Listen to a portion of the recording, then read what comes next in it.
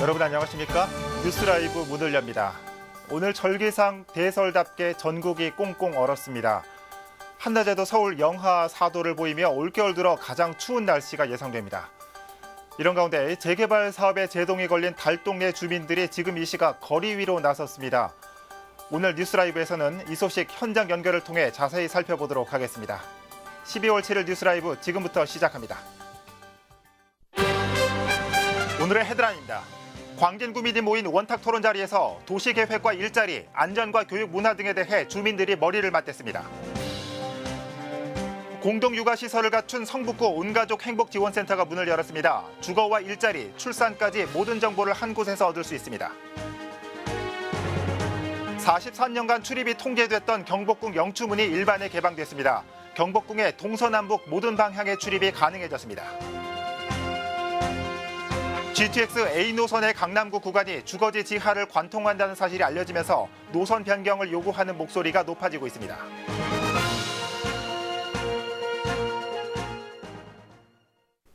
주민들이 바라는 광진구는 어떤 모습일까요? 도시계획의 변화일까요? 아니면 일자리 창출일까요? 광진구에서는 각 분야에 대한 주민 생각들을 담는 원탁 토론이 펼쳐졌습니다. 조성엽 기자가 그 현장에 다녀왔습니다. 원탁 토론장에 모인 200여 명의 주민들, 성별과 연령별로 구분된 테이블에 두 개의 주제가 던져졌습니다. 제1주제는 광진구의 도시계획과 일자리, 그리고 안전과 복지였고, 제2주제는 교육과 문화, 그리고 체육과 행정이었습니다. 주민들은 평소의 생각을 바탕으로 심도 있는 대화를 펼칩니다. 지금 살고 있는 사람이 계속 살고 세대를 이을 수 있고 찾아올 수 있는 광진구를 위해서 어떤 고민이나 구상이 있는지. 그래도 아파트에 살 정도 되면은 괜찮잖아요. 복지를 좀 정확하게 좀 그런 걸 해줬으면 좋겠어요. 도시 환경에 대한 바람 역시 여과 없이 표출합니다. 앞으로 태평양수로 박지를 말자 합의를 하셔가지고 그게 제일 좋은 방향인 것 같아요. 토론이 끝나고 주민들의 공감 투표가 이어졌습니다. 그 결과 첫 번째 주제에선 일자리가 많은 경제도시가, 두 번째 주제에선 볼거리가 풍부한 문화도시가 각각 선정됐습니다. 많은 분, 아주 다양한 분들이 참여하고 계시는데 이분들의 생생한 목소리를 듣고 좋은 의견을 광진 구정에 반영하고자 합니다. 주민들의 바람을 담은 타운홀 미팅 결과는 광진구 홈페이지에서 확인할 수 있습니다.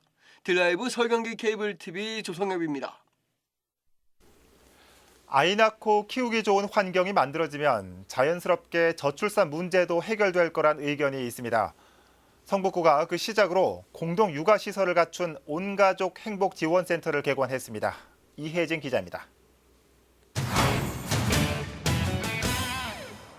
지난해 성북구 출산율은 0.8명, 혼인 건수도 매년 10% 이상 감소하고 있습니다. 상황이 이뤄져 성북구는 저출산 해결 방안 중 하나로 온가족 행복지원센터를 개관했습니다. 결혼과 임신은 물론 주거와 일자리 정보까지 한 번에 제공해 안정적인 가정생활을 지원하겠다는 것. 말 그대로 온 가족이 행복하면 자연스레 저출산 문제도 해결될 것이란 이야기입니다. 엄마들이 경로당 각 동에 있으면서 왜 공동육아방, 엄마들이 수시로 모여서 애들하고 놀 수 있는 공간은 없습니까? 라는 의견이 제일 많았거든요. 그래서 저희가 그 엄마들이 들어와서 3, 3, 5 모여서 놀 수 있는 공간을 만들어 드리자. 특히 온가족 행복지원센터는 임신과 육아에 초점을 맞추고 있습니다. 센터 4층엔 공동육아 나눔터가 자리 잡고 있습니다. 이곳은 아이들과 부모가 자유롭게 놀이할 수 있는 공간으로 쉼터 역할을 하게 됩니다. 세 가족 이상이 모여 가족 품앗이 사업에 신청하면 재능 기부를 통해 공동육아도 진행할 수 있습니다. 성북구가 공동육아에 필요한 활동비와 공간도 지원합니다. 또 이곳에서 진행되는 다양한 교육 프로그램도 눈길을 끌고 있습니다. 결혼과 임신을 앞둔 신혼부부와 손주를 양육하는 조부모를 위한 교육은 물론 부부간, 가족 간의 고민 상담도 함께 이뤄집니다. 온 가족이 함께 시간을 보낼 수 있는 가족요가와 문화체험 프로그램도 운영됩니다. 예비 부부들에 대한 부모 교육도 하고, 그리고 청춘들, 젊은 우리 청년들 일자리 여기서 고민 상담도 같이 들어줄 수 있으면 우리가 연계해서 같이 하고, 그리고 주로 가족 위주의 모든 이렇게 그러니까 가족이 함께 할 수 있는 화목한 프로그램을 하려고 합니다. 한편 성북구는 온가족 행복지원 사업의 하나로 지난 10월부터 온라인을 통해 생애 주기별 맞춤 정보를 제공하고 있습니다. 딜라이브 서울 경기 케이블 TV 이희진입니다. 그동안 경복궁으로 들어갈 수 있는 방법은 동문과 남문, 북문을 통하는 3가지 방법뿐이었습니다. 그런데 이제는 서문을 포함해 사방에서 경복궁을 출입할 수 있게 됐습니다. 경복궁 서쪽 영추문이 43년 만에 빗장을 열고 일반에 개방됐습니다. 오신영 기자입니다. 경복궁 영추문은 임진왜란 때 소실됐다 지난 1865년 재건됐습니다. 이후 1926년 석축이 무너지는 사고를 거쳐 다시 1975년 복원됐고 현재까지 모습을 유지하고 있습니다. 하지만 이후로 영추문의 일반인 통행은 어려웠습니다. 청와대 외곽 경비를 맡던 수도경비 사령부 등이 영추문에 주둔하면서 일반의 출입을 통제했기 때문입니다. 당시 중앙청으로 쓰던 그 구조선총독부 건물이 있었고, 그리고 영추문 주변으로 이제 정부 기관들이 많이 상주해 있었습니다. 그렇기 때문에 지금 개방도 어려웠을 뿐더러. 그런데 지난 6일 영추문이 43년 만에 빗장을 열었습니다.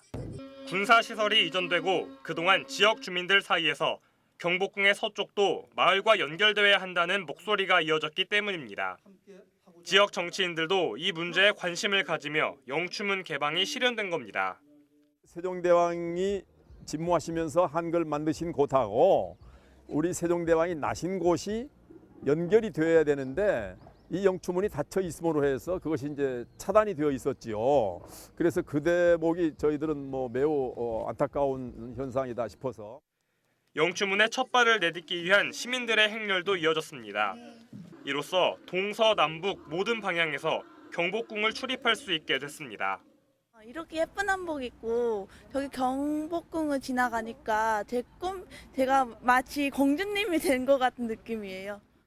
영추문이 개방되고 일부에선 초기 모습보다 50여 미터 남쪽에 복원된 영추문의 위치를 바로잡아야 한다는 지적도 제기됐습니다.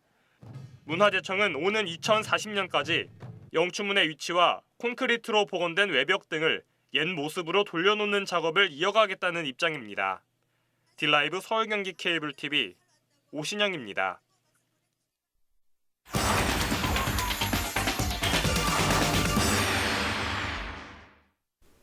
속도를 내던 노원구 중계본동 백사마을 재개발 사업에 제동이 걸렸습니다. 국제공모를 통해 당선된 설계안을 놓고 이 서울시와 주민, 건축가가 갈등을 빚고 있는 겁니다. 백사마을 주민대표회가 이에 항의하는 집회를 이 서울주택도시공사 앞에서 열고 있습니다. 현장에 나가 있는 취재기자 연결해 보겠습니다. 진기훈 기자. 네, 저는 지금 집회가 열리고 있는 SH공사 본사 앞에 나와 있습니다. 네, 진 기자. 이 백사마을 주민대표회가 SH공사 본사 앞에서 집회를 열고 있다고요. 먼저 현장 분위기부터 전해주시죠. 네, 일단 오늘 아침 올겨울 들어 최강 한파가 찾아왔습니다. 네. 지금 바람도 불고 굉장히 추운 날씨인데 제 뒤로 이렇게 보시면 노원구 백사마을 주민대표회 주민들이 이렇게 집회를 열고 있습니다. 예. 조금 전 11시부터 시작이 됐고요. 이 주민대표회 위원장과 SH 사장과의 면담은 방금 종료된 상황입니다. 이들이 이렇게 거리로 나선 이유는 바로 사업의 속도를 붓고 있던 백사마을 재개발 사업이 지난 6월부터 사실상 중단됐기 때문인데요. 국제공모에서 당선된 설계안을 두고 이 주민과 건축가 간의 이견이 벌어졌기 때문입니다. 예.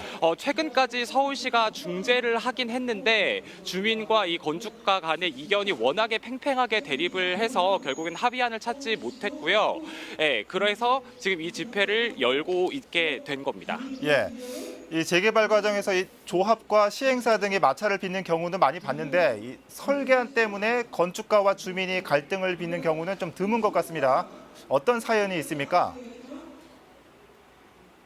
네, 우선 지금 문제가 되고 있는 이 당선된 설계 공모안은 지난 6월 국제 공모에서 당선이 된 겁니다. 이 설계안의 내용을 좀 잠깐 살펴보면요. 네. 마을 초입에는 2, 3층짜리 이 저층 임대주택이 들어서게 되고 그 뒤에 4층 규모의 분양주택과 그 뒤쪽으로는 25층짜리 초고층 이 아파트가 들어서게 되는 이런 구조인데요.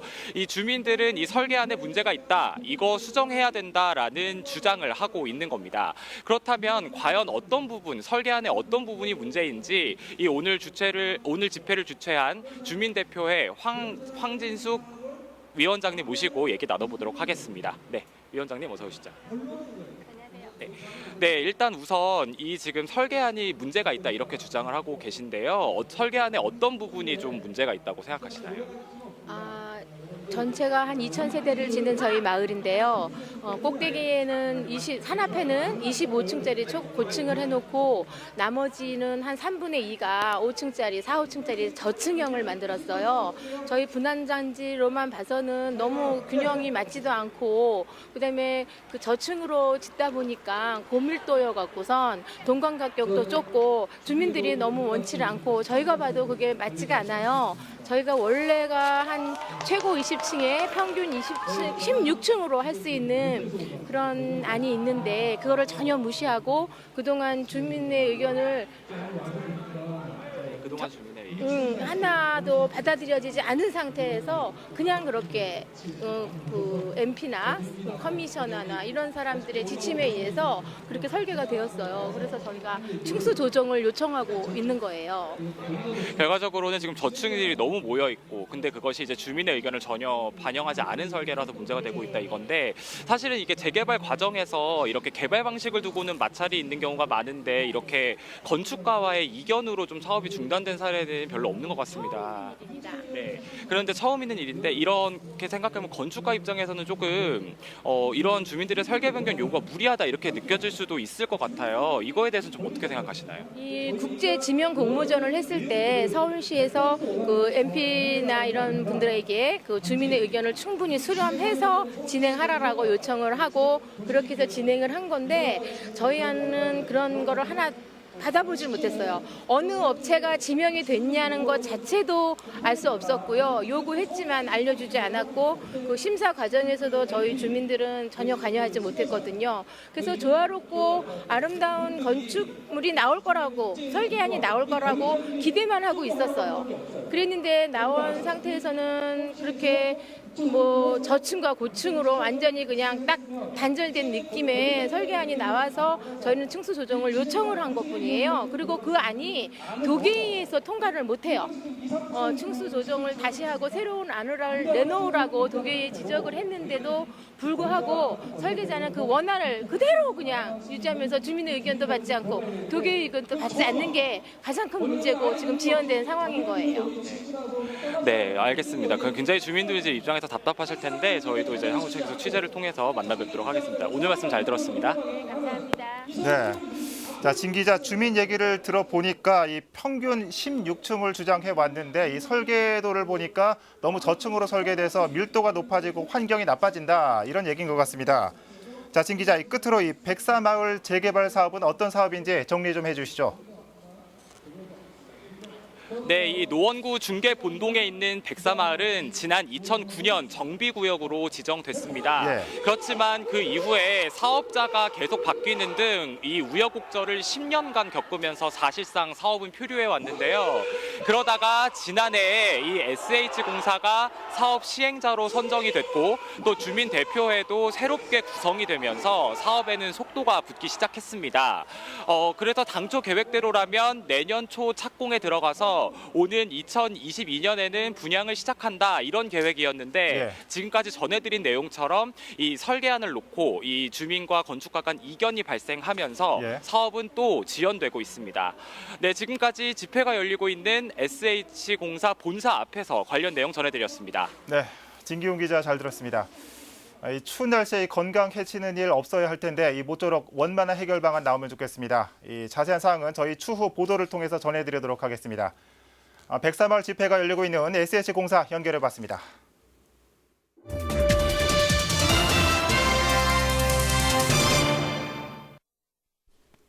노원구 수건 사업인 창동 차량기지 개발 사업에 제동이 걸렸습니다. 이 개발 부지 중 한 곳인 도봉 운전면허시험장 이전이 답보 상태에 놓였기 때문입니다.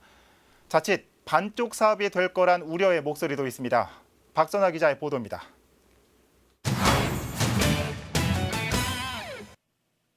도봉 면허시험장 이전이 표류하고 있습니다. 현재까지 서울시가 검토한 이전 대상지는 노원구 월계역과 도봉구 도봉역 일대 등 모두 16곳. 특히 의정부 장암역 주변과 남양주 별내택지 지구로의 이전이 가시화되는 듯 보였지만 지역 주민의 반대에 부딪혀 현재는 없던 일이 됐습니다. 중랑구 신내 IC 주변 역시 검토됐지만 그린벨트 지역이라 어렵게 됐습니다. 최근 열린 노원구 의회 구정질문에선 이에 대한 상황 공유를 요구하는 질의가 이어졌습니다. 창동 상계지역 신경제 중심지를 위한 용역비로 8억 원이 넘는 금액이 편성되었습니다. SH 본사를 도봉면허 시험장 부지로 이전에 관한 사항이 들어가 있습니까? 오승록 노원구청장은 면허시험장 이전이 교착 상태에 빠졌음을 털어놓았습니다. 창동 차량기지 개발 사업은 창동 기지창과 도봉 면허시험장을 합친 면적 24만 제곱미터를 대상으로 추진 중인 사업인데 면허시험장 이전이 지지부진할 경우 자칫 기지창 부지만을 대상으로 사업이 진행될 수밖에 없다며 우려했습니다. 도봉 면허시험장 이전하는 부지를 확정을 못하고 있습니다. 도봉 면허시험장만 남기고 창동 차량기지만 개발하자니 반쪽짜리 개발 되겠죠. 최악의 경우에는 반쪽짜리 개발밖에 안 될 수 있습니다. 노원구는 지역 최대의 수건 사업인 창동 차량기지 개발 사업이 반쪽 사업으로 전락하지 않도록 현재 서울시와 대체 부지 마련에 고심 중이라고 밝혔습니다.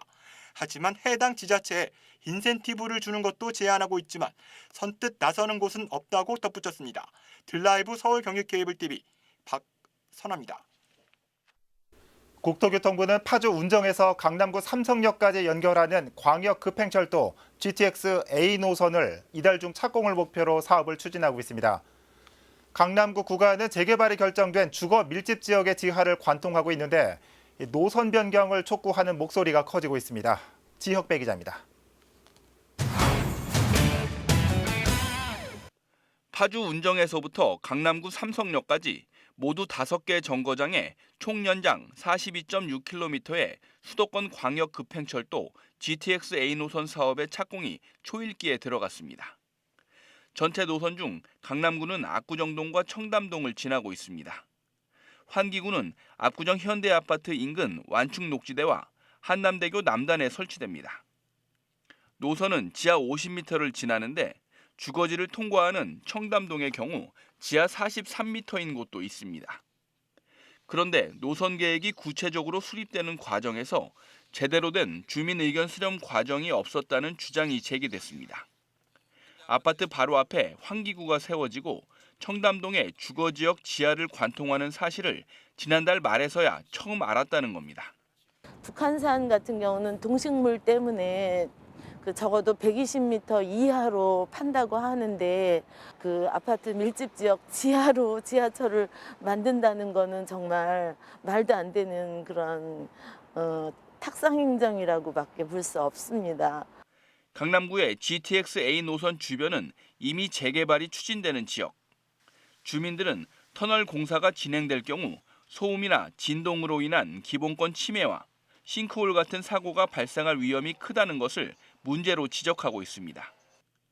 강남구청에서 수차례 대안으로 제출한 한강 하부 구간 통과안으로 노선 변경을 요구하고 있습니다. GTX A 노선 같은 경우에는 얼마든지 대안 노선이 있음에도 불구하고 굳이 그 주민의 피해를 감수하는 공사를 강행하려고 하는 국토부의 결정에 대해서 주민이 지금 분노하고 있고 실제 재산권뿐만이 아니라 안전에도 굉장한 위협을 느끼고 있는 이런 게 현실입니다. 국토교통부는 GTX A 노선의 연내 착공을 위한 막바지 행정 절차인 환경영향평가서 본안 검토에 들어간 상황. 주민들은 기본권조차 무시된 상황에서 추진되는 GTX A 노선 강남구 구간의 노선 변경 목소리를 높여나갈 계획입니다. 딜라이브 서울 경기 케이블 TV 지역배입니다. 연말을 앞두고 구로구에서는 딜라이브와 함께하는 이웃돕기 모금 생방송이 열렸습니다. 모금 행사에 많은 기부가 이어지면 좋겠죠. 하지만 방송까지 하는 이유는 더 많은 주민들이 온정을 나누는 데 동참하기 바라는 마음일 겁니다. 이런 마음이 담긴 모금 참가자들의 목소리를 담았습니다. 엄정규 기자입니다. 방송이 시작되고 모금 행렬이 줄을 잇습니다. 봉투에 담은 온정의 마음을 나누기 위해 무대에 선 구로구 각계각층의 모금 참가자들은 말로써 또 한 번 따뜻한 마음을 전합니다. 날씨가 차가워지고 있습니다. 항상 주변에 이렇게 좋은 분들이 많기 때문에 항상 힘을 내시고 희망을 잃지 않았으면 좋겠습니다. 저희들이 잊지 않고 그분들을 기억해서 큰 도움은 못 되나마 이렇게 따뜻한 겨울이 좀 훈훈하게 지나갈 수 있도록 십시일반으로 도와서 이웃을 잊지 않고 좀 어려운 이웃들 기억하는 겨울이 됐으면 좋겠습니다. 올해 구로구의 모금 목표는 8억 8천만 원. 지난해에는 8억 5천만 원 목표에 이를 훌쩍 뛰어넘는 13억 9천만 원의 성금과 성품이 모였습니다. 이 같은 성과의 원동력은 나눔에 동참하려는 주민들의 참여입니다. 이는 올해도 마찬가지입니다. 올해도 이 온기가 넘쳐날 수 있도록 많은 분들의 온정을 부탁드리겠습니다. 우리가 좀 따뜻한 마음으로 서로 십시일반 마음을 모아서 이렇게 모금 활동을 하면 우리 구로 지역을 비롯해서 서울이 아주 따뜻한 겨울을 보낼 수 있지 않을까 그렇게 생각하고 있습니다. 연말 연초에 힘들더라도 내가 가진 것을 작게 나누어서 그런 주변 이웃들하고 함께 나눈다면 그 많은 정성이 어렵고 힘든 우리 이웃에게 큰 삶의 용기와 격려가 될 거라고 생각합니다. 함께하는 마음으로 마음을 내주면 좀 더 우리 사회가 따뜻해지지 않을까 그런 생각을 하고요. 서민의 마음은 서민이 잘한다고 우리 구로구 주민들이 충분히 목표 달성할 수 있을 것 같습니다. 다 함께 온정이 가득한 겨울을 만들기 위한 희망온돌 따뜻한 겨울나기 모금은 내년 2월까지 계속됩니다. 딜라이브 서울 경기 케이블 TV 엄종규입니다.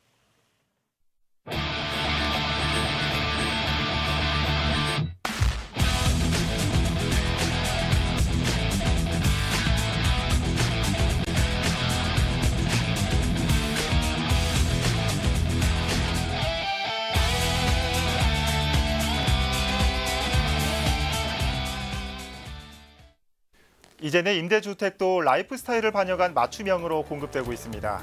SH가 정릉동에 공급하는 공공임대주택 얘기입니다. 청년과 신혼부부에 특화된 청신호라는 이름인데요. 이 대상자들의 설문조사를 바탕으로 공간이 조성됐다고 하는데 이렇게 변화되는 임대주택을 바라보는 인식 또한 달라졌으면 좋겠습니다. 뉴스라이브 마칩니다. 시청해 주셔서 고맙습니다.